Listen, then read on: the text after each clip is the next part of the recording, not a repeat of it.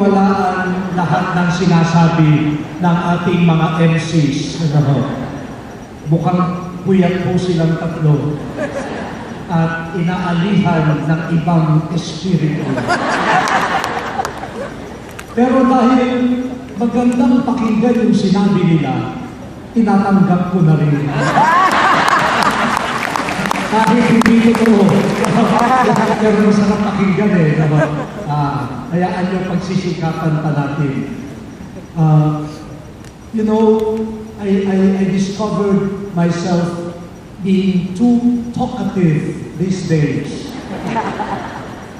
But a feeling has been lingering in me. At the end of the first day, I really had some sort of an earthquake experience. Maybe not as bad as the one in Cebu or Bohol, but who knows, it might be also as bad or even worse. I had this earthquake experience of, am I in the right vocation? Should I really be a media,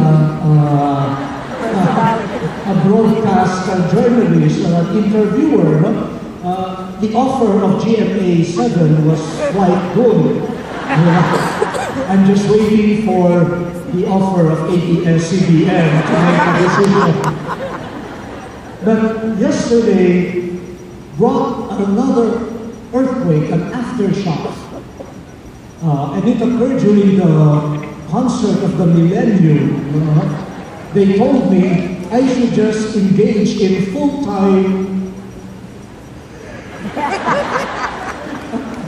concertizing. Well, I think today we have to go back to reality. But instead of me giving you points about the missionary dimension of evangelization, the sending aspect, which we will experience this afternoon at the close of the Mass, and which we will do in the spirit of Saint Luke, whose feast we celebrate today, the Apostle, the Evangelist.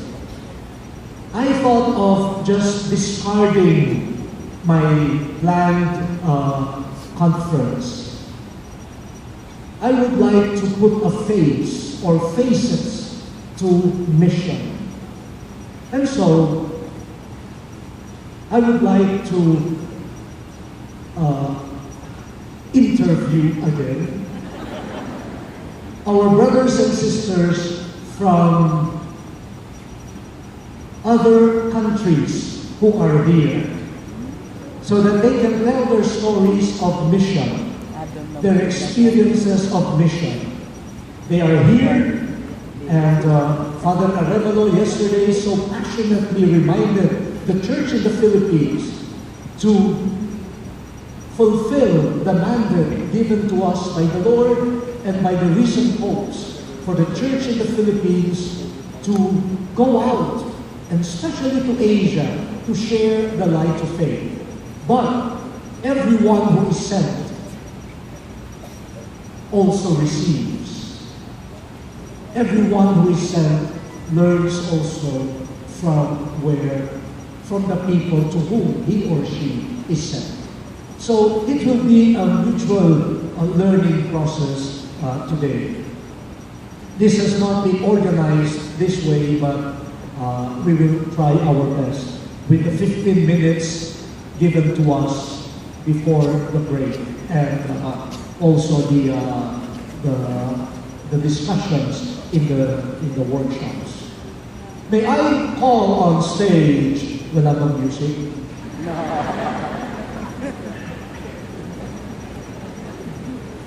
The Bishop of Brunei, Bishop Cornelius Christopher Sin. We have one more microphone. Bishop,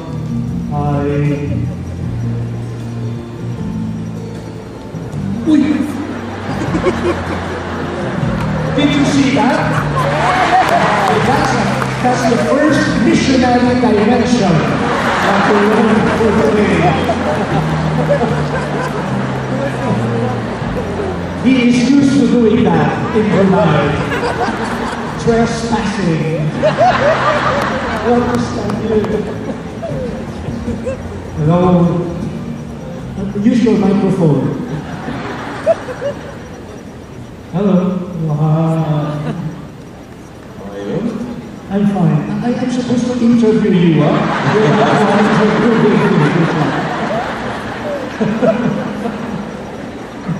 Would you like to say something about your life? It's going exactly the opposite of what I planned. Wow, very encouraging. How long have you been Bishop of Brunei? 8 years since 2005. 2005. And may I know how old you are? Well, I'm celebrating the 22nd anniversary of my 39th birthday. 22nd anniversary of your 39th birthday. Can you figure that out? Yeah, that's the second missionary approach. Okay, I know. May we ask the clergy of Brunei to please stand up and be recognized. Father Ali and Father Paul. Father Robert is somewhere. Where's Father Robert? In the toilet, I think. In the shopping mall.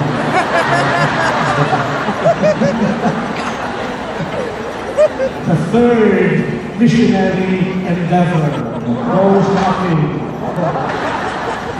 I know, Bishop, that the church in Brunei is, in a special situation. There is much to share, but you might want to focus. But you might want to focus on one. Yeah. The circumstances in Brunei have to do with a bit of history and the environment. Jesus has been trying to get into Brunei for the last 400 years.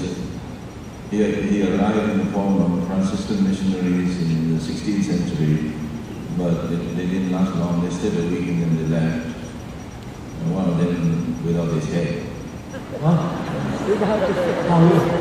How could you live without your head? Yeah, he was carried.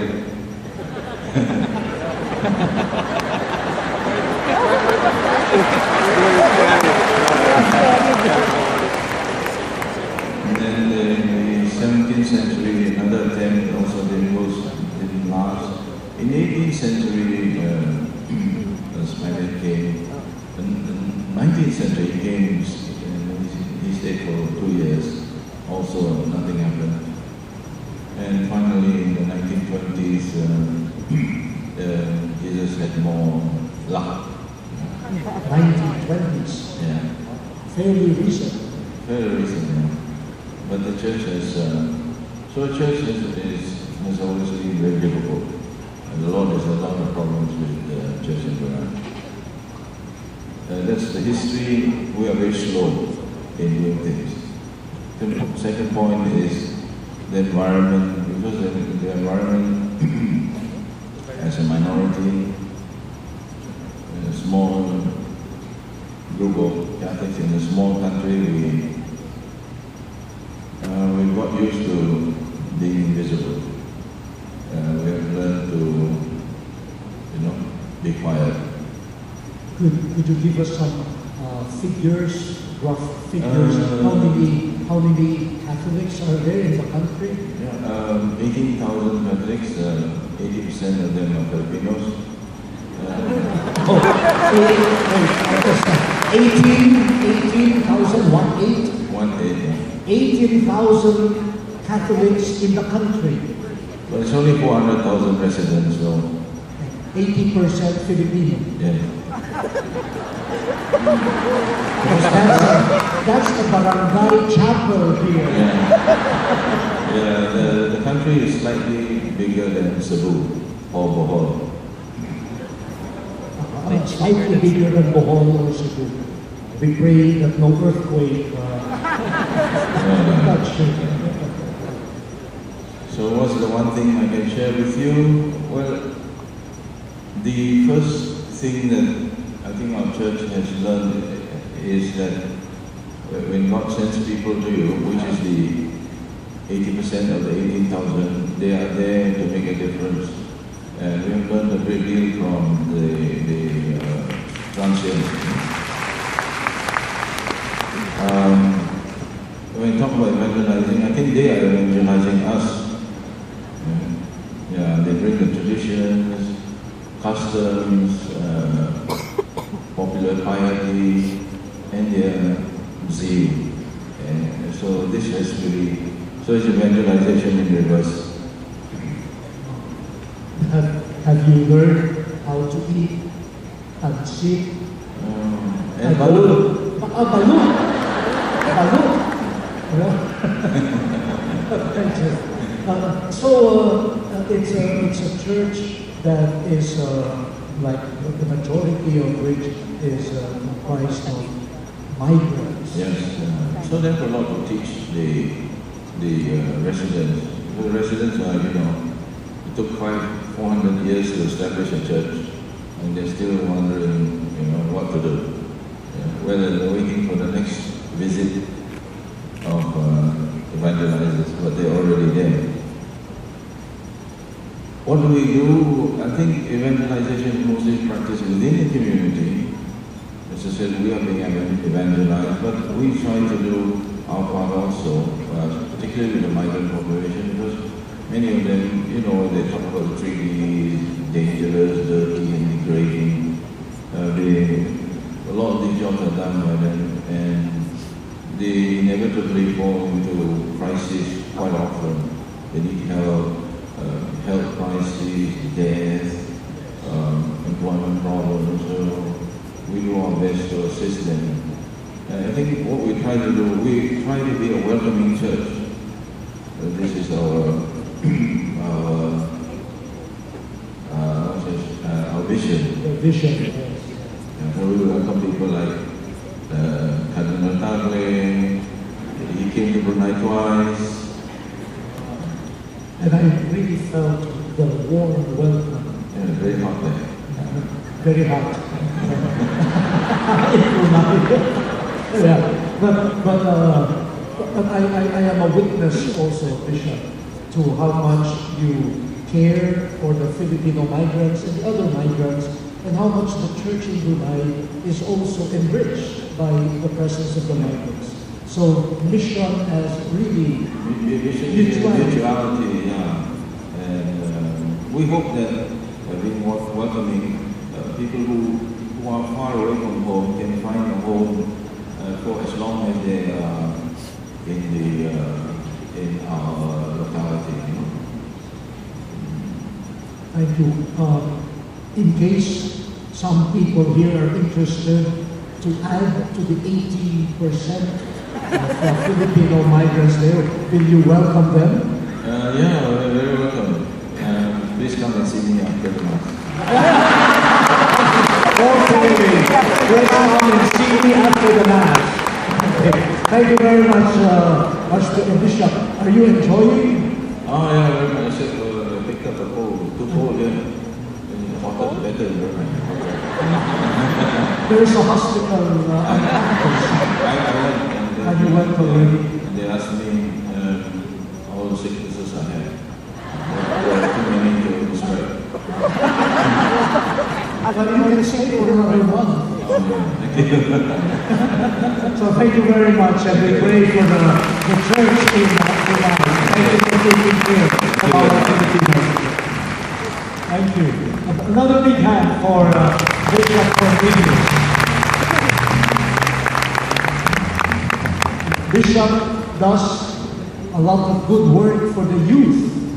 How much he engages the young people in Brunei. In the